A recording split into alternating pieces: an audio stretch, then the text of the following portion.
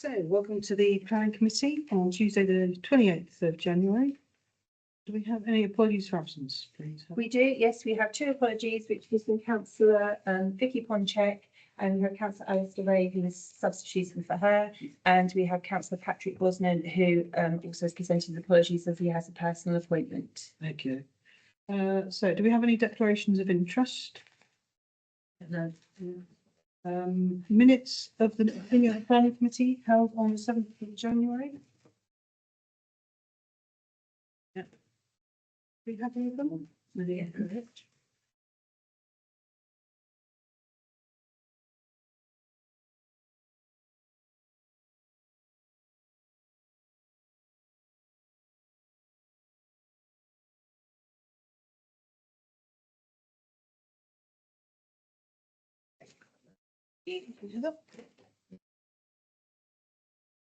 Item 4, Chairman's report on urgent items. No, we have neither of those, Chair. Public questions in accordance with standing orders 22 and 23. No, none been received. Letters of objection, no letters of objection have been received for consideration. No, not since the agenda issue either, So we are looking at, why is it only 2 weeks? because there wasn't a list issued the week before due to Christmas. Okay. Yeah. So we're looking at applications registered the week ending the 10th of the 1st and the 17th of the 1st, 75. We have page 8. The first one is 5/20/24/2200, please, Heather.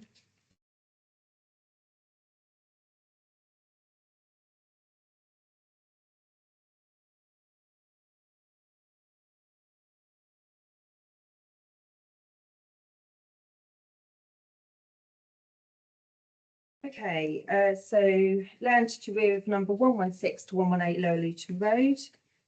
This committee considered the last application for the site in June 2024 and expressed concern over possible impact on number 1A Southview Road due to its close proximity. The application was subsequently refused by the LPA due to concerns over lack of outlet for and daylight into bedroom 1 and the lounge. This new application attempts to address the LPA's reasons for refusal by the inclusion of skylights to these rooms. Relevant background information is that planning permission was granted in 2021 for dormer bungalow on the site, but this has not been constructed and the permission has lapsed. This and the refused application seeks to enlarge the footprint of the proposed house to what was approved and add a further 2 bedrooms to total 5. Permission was granted for 3 bedrooms. The site is at the end of the gardens of numbers 116 to 120 Lower Luton Road and is accessed across the forecourt of the council-owned garages on Southview Road. There is an infill property located to the rear of number 1 Southview Road, which is number 1A, which sits close to the proposed dwelling, which could be affected by the increased size of the property to that which was approved, given that the roof form is much larger, and the dwelling sits closer to the boundary with them. The land slopes upwards towards the rear of Lower Luton Road. Therefore, the property sits on high ground to Lower Luton Road. There's parking for 4 cars. And I said, consider no objections subject to the reasons refusal being fully addressed.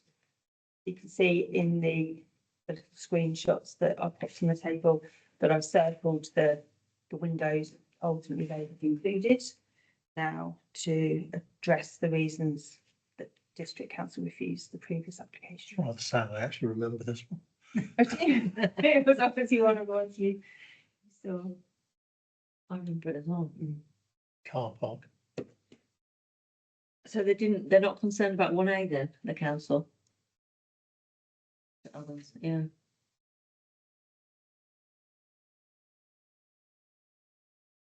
Yeah, the only reasons that they were concerned was due to the window Design.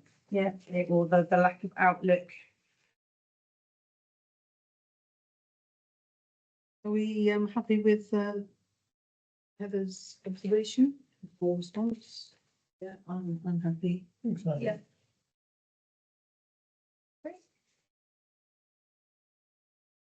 So we'll move on to 5/20/24/2216, which is 62 Keith Road. Proposal is looking to demolish the left-hand side elevation currently housing the garage and utility stroke shower room and replaced with a two-storey extension which will provide a playroom and enlarged utility, great drawing room at the ground floor, extend an existing and provide an additional bedroom at first floor. The rear, a full width, partially two-storey extension over the footprint of the existing conservatory and beyond, is proposed to expand the ground floor living accommodation and expand another existing bedroom at first floor with an ensuite. Loft extension is also proposed to provide bedroom 5 with an ensuite and a separate study. Side extension does significantly reduce the gap to the boundary of the number 60. But a 1 metre gap is retained by the neighbour to their boundary. The neighbouring properties both cover a larger footprint than the existing application property. Number 64 has a two-storey rear extension, which will reduce remove the impact on them from the proposed two-storey rear extension. And the two-storey element is stepped into the side with number 60 to ensure the 45-degree visibility zone is not impeded. There is parking for 2 cars depicted in the drawings, which is deficient by 0.5 spaces as per policy. However, the road has residence parking scheme in place. The notary works and it's not conservation area. And I've taken no objection, subject to no detrimental impact on neighbouring properties. Policy ESD 2 of the neighbourhood plan and 72 of the district plan refers. No objections, Heather, from the No. No, ditto. Okay, Yeah. are we happy with that? Thank you. Right, so 5/20/24, 22/15, 22/17, 21/30 don't meet the criteria, so we'll move to 5/20/24, 22/02, please. Heather. Okay, at 19 Horsley Road.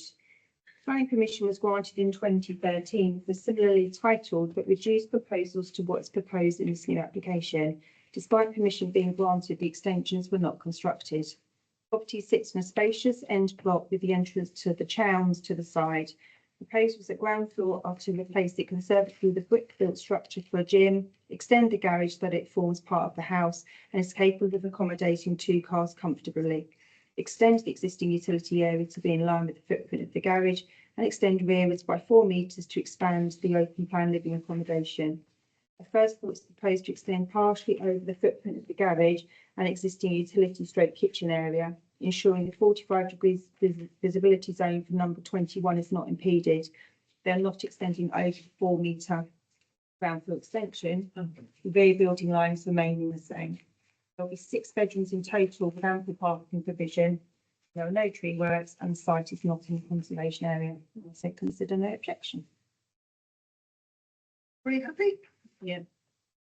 Point of Have you view. got yourself a drone? Because some of the photos you've got this time are very clear and very. I have a friend called Rightmove. But it's a publicly accessible website that helps me greatly. this time they have a drone. I think there's been some planes going over recently because the aerial photography does seem to have improved. It does, doesn't it? Yeah. I'm not going to complain. No. It does help me. Yeah. Big plot. Yeah. It helps. I mean, when you look at this one here, this picture here of the neighbouring property Yeah. as well to the left. Oh, it's Yeah. huge, doesn't This it? one, which Hello, is Jane. opposite is Oh, it is? absolutely massive. Is it? And the fact that you've got the Chowns, the access road to the Chowns on the opposite side. Yeah. That's what's on those sites. Yeah. I have no objection. Everybody happy with it? Yeah. Okay. So we'll move to 5/20/24, 22/19, which is 37 Welbeck Valleys. Okay, proposal is looking to add single story extensions to the front and rear. A first floor extension over the ground floor extension to the front and increasing the roof ridge height with a rear dormer to accommodate a bedroom and bathroom in the loft space. Existing bedroom at first floor is becoming a study. All extensions stretch across the full width of the property with an element stepped in on the ground floor front extension to prevent the 45-degree visibility zone being impacted for number 39. The ridge height is increasing by approximately 1 metre. There do not appear to be any other properties that have extended the ridge height in the vicinity. Property's positioning in the row is not uniform, with number 35 set further forward with the garage to the side, which reduces the impact on them from the proposed 2-storey front extension. Number 39 is also set further forward with the front building line falling in line with the proposed front extension. Property has a garage and one off-street parking space to the rear. As per the plans, the property is not increasing in bedrooms, therefore this is sufficient. There are no tree works and it is not conservation area. I've said consider no objections subject to the increase in ridge height not deemed to create an unbalanced street scene. Obviously, ESG2 of the neighbourhood plan and 72 of the district plan reflects. Any letters? No, there aren't. No.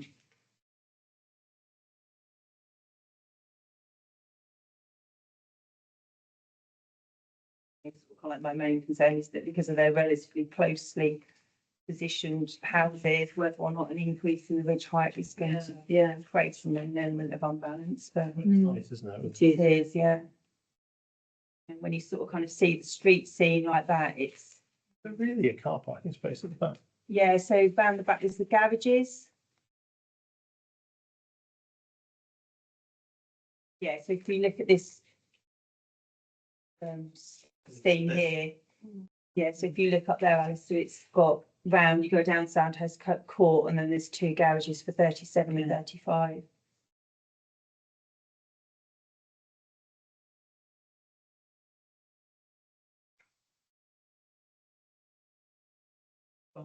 Everybody happy with that? Yeah. Okay. So Falcon Sprinkle 2190 and 2223 don't meet the criteria, so 2024 2228, please, Heather, with 45 Ambrose Lane. Property is the right-hand side of a pair of semi-detached properties which form part of the staggered building line street scene of locally listed buildings in the conservation area. House is looking to extend a two-storey over existing ground floor rear projection to create another bedroom, which will be 4 in total and an ensuite. It appears that similar extensions have been constructed to numbers 43, 47 and 49. Therefore, this proposal is mirroring that which has already been done and continues the staggered appearance of the properties as originally built. There is parking provision for a minimum of 2 cars, if not 3 on the frontage. There was no tree work proposed. I've said consider no objections, subject to the proposal not having a detrimental impact on number 47 Ambrose Lane. The proposals are deemed in keeping with the Heartland Conservation Area. I've said policies ESD2 of the neighbourhood plan and 72, 85 and 87 of the district. So 47 is. 47 is yes, is the so as you're looking at it from the front, it's to the right. That's it. I think you can see on Yeah. the next page. Yeah. It goes back. Quite a long distance. Is this the one where we had it before? Was it? We've not seen, no, I thought the same. I think it was a different house in this row. But it was the same style. Yes, And they got approved in the end. didn't yes, they? yeah. I think one of the ones that has been developed was one of the applications that we looked at. Yeah.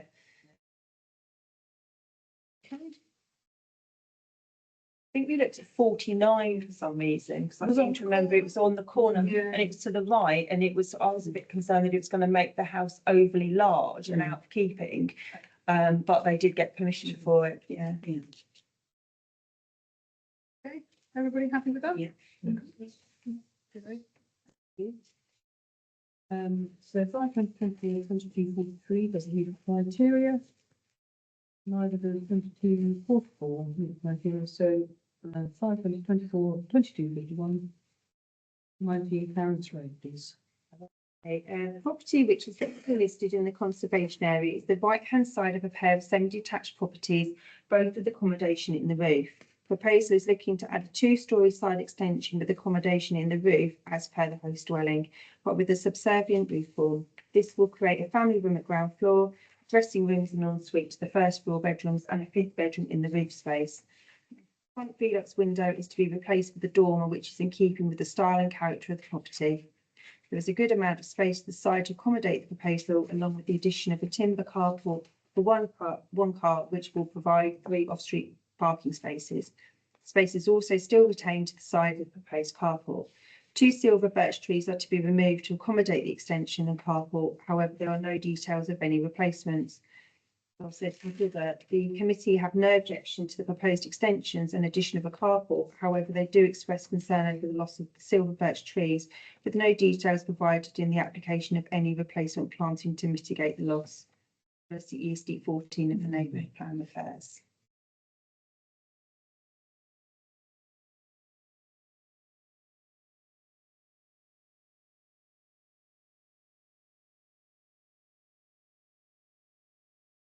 Silver birches to the rear. No, they don't really show particularly clearly on here, but they're actually to the right. There, let me just say, Yeah, yeah, so they're they're, here somewhere. yeah.